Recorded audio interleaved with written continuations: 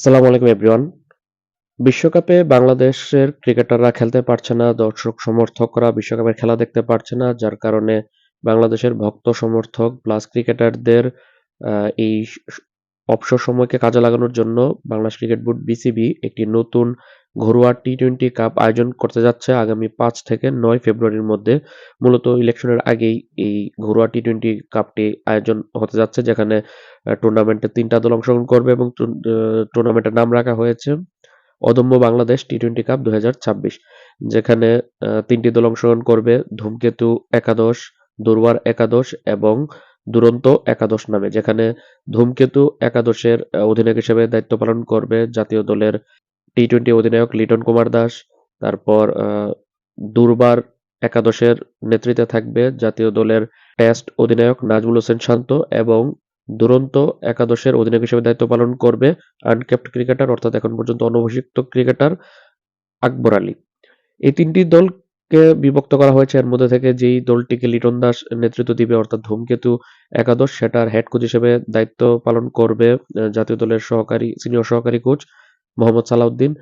এই দলটির সহকারী কোচ হিসেবে দায়িত্ব পালন করবে মোহাম্মদ আশরাফুল, জাতীয় দলের সহকারী ব্যাটিং কোচ।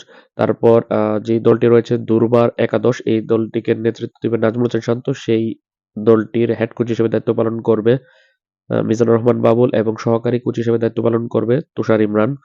এবং যেটি আকবর আলীর নেতৃত্বে থাকা দুরন্ত একাদশ দলটি, এই দলটির হেড কোচ হিসেবে দায়িত্ব পালন করবে সদ্য সমাপ্ত বিপিএল এর চ্যাম্পিয়ন দল রাজশাহী ওয়ারিয়র্স এর হেড কোচ হান্নান সরকার এবং সহকারী কোচ হিসেবে দায়িত্ব পালন করবে রাজিন সালেম। এই ৩টি দলের সমন্বয়ে মূলত অনুষ্ঠিত হতে যাচ্ছে এই অদম্য বাংলাদেশ টি-টোয়েন্টি কাপটি, যেটা টি-টোয়েন্টি সংস্করণের একটা ডোমেস্টিক টি-টোয়েন্টি কাপ, যেখানে ৩টি দল লিগ পর্বে ৩টি ম্যাচ খেলবে আগামী ৫, ৬ এবং ৭ ফেব্রুয়ারি। তারপর সেখান থেকে পয়েন্ট টেবিল শীর্ষে থাকা ২টি দল আগামী ৯ ফেব্রুয়ারি ফাইনাল ম্যাচে মুখোমুখি হবে। এবং এই ৪ ম্যাচের এই টি-টোয়েন্টি কাপ আয়োজনে বিসিবি সকল ক্রিকেটারের পারিশ্রমিক পেমেন্ট, পাশাপাশি টুর্নামেন্টের প্রাইজ মানি সকল কিছু মিলিয়ে মোট ২.৫ কোটি টাকার একটা অ্যামাউন্ট তারা বাজেট করেছে। এবং এবারের এই টি-টোয়েন্টি কাপে প্রথমবারের মতো বাংলাদেশ ক্রিকেটে চালু হতে যাচ্ছে ইমপ্যাক্ট প্লেয়ার। আপনারা যারা আইপিএল বা অন্যান্য দেশের ফ্রাঞ্চাইজি লিগে দেখেছেন যে ইমপ্যাক্ট প্লেয়ার বলতে কিন্তু একটা সিস্টেম রয়েছে, যেটা এই টি-টোয়েন্টি কাপ দিয়ে বাংলাদেশ ক্রিকেটেও সংযুক্ত হতে যাচ্ছে। সবগুলো ম্যাচই অনুষ্ঠিত হবে মিরপুর শেরেবাংলা ন্যাশনাল ক্রিকেট স্টেডিয়ামে ঢাকায়, এবং সবগুলো ম্যাচ অনুষ্ঠিত হবে সন্ধ্যা ৬টায়। তবে প্রত্যেকটি ম্যাচের আগে প্রত্যেকদিন বিকেল ৪টার সময় সাংস্কৃতিক অনুষ্ঠান অনুষ্ঠিত হবে। তারপর ৬টার সময় ম্যাচ অনুষ্ঠিত হবে, অর্থাৎ রাত্রিকালীন ম্যাচ অনুষ্ঠিত হবে।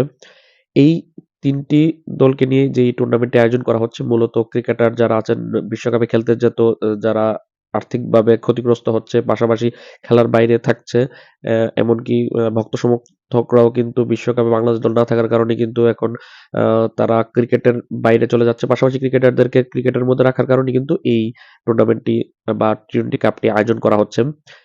এই টি-টোয়েন্টি কাপে ৩টা দলের এখন প্লেয়ার কারা হবে এখন পর্যন্ত সেটা জানা যায়নি। গতকাল ৩১ জানুয়ারি রাতেই বিসিবি একটা প্রেস বিজ্ঞপ্তি দিয়ে তারা জানিয়েছে যে এই ৩ দলের অংশগ্রহণে টুর্নামেন্ট হতে যাচ্ছে, যেখানে ৩টা দলের অধিনায়ক, ৩টা দলের কোচিং স্টাফ, পাশাপাশি ম্যাচের তারিখ এবং সময়সূচি বলা হয়েছে।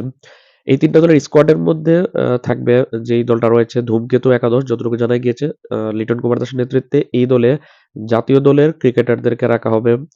আর দুর্বার একাদশ, যে দলটি থেকে নাজমুল হোসেন শান্ত নেতৃত্ব দেবে, সেই দলে মূলত বাংলাদেশের দলে থাকা ক্রিকেটার অথবা জাতীয় দলের বাদ পড়া বা জাতীয় দলে ঢোকার পরিস্থিতিতে আছে ওই সমস্ত ক্রিকেটারদেরকে নিয়ে গঠন করা হবে দলটি। এবং যেটা দুরন্ত একাদশ, যেটা আকবরের নেতৃত্বে, সেই দলে বাংলাদেশ হাই পারফরমেন্স ইউনিট বা এইচপি ইউনিট অথবা বাংলাদেশ ইমার্জিং যে ক্রিকেটার রয়েছে তাদের সমন্বয় করা হবে, অর্থাৎ এইচপি এবং ইমার্জিং এর ক্রিকেটাররাই মূলত সেখানে থাকবে আকবর আলীর নেতৃত্বে। আর এই যে ৪ দিনের যে টুর্নামেন্ট, এখানের মধ্যে ম্যাচের টিকেটের দামও এখানে উল্লেখ করা হয়েছে, যেখানে সর্বনিম্ন ইস্টার্ন গ্যালারির টিকেটের দাম ধরা হয়েছে ১০০ টাকা। এছাড়া নর্দার্ন গ্যালারি এবং সাউদার্ন গ্যালারির টিকেটের মূল্য ধরা হয়েছে ২০০ টাকা, ক্লাব হাউস ৫০০ টাকা এবং গ্র্যান্ড স্ট্যান্ডের টিকেটের দাম ধরা হয়েছে ১০০০ টাকা।